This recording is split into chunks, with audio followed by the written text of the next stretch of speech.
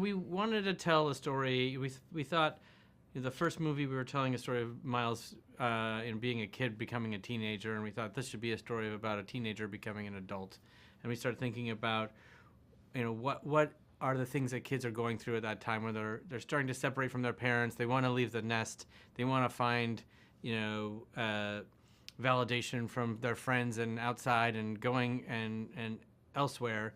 And that seemed like a good way to start a story, and to have it be a story where, Gwen gets invited to the cool kids party and Miles doesn't, seemed like a really relatable way in to tell that story, to tell a superhero story that's really for everybody. Now, there's like so many different Spider-Man in this film. Do you have like a favorite obscure version of Spider-Man, and did you get to sneak him in?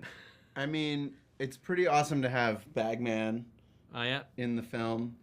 He was a real get. Yes, that was the version of Spider-Man when he joined the Fantastic Four, who don't wear masks, and he needed to protect his identity, so he used a paper bag with holes cut out in it. So that was a fun one. And we were really inspired by Margot Spider-Bite, who got to have like a real nice role in the film, and we love her design. But there's so many. And we put a lot of them in, I gotta say. We saved a couple for the third movie, but we put a lot of them in this That's so exciting. A message that really resonated with us was the Take the Leap from the first movie. Was there a message that you wanted to get across in this one? There's a bunch, but one that comes to mind is sort of that you have to tell your own story and forge your own path and not be calcified by what has been done before.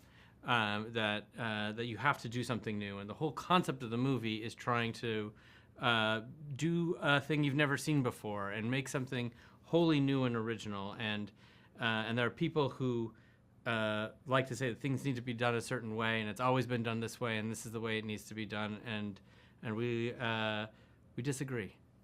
What was it like working with such a huge crew of animators? Did you have like the animation inform the writing in any way? Always, it's always a dialogue and a collaboration, and there's a lot of back and forth, and we're adding lines to the movie to support choices that the animators have made. And in fact, quite a bit of influence was provided onto the Mumbattan sequence by the animators in Canada, many of whom are of Indian heritage. And they had a lot of great ideas for how to make Pav and his world authentic and fun and cool. And we got a big boost of energy from them. Yeah, because it's so great you mentioned that, because we've seen a lot of superheroes feature more representation. Is there anything you both want to see going forward from perhaps underrepresented groups?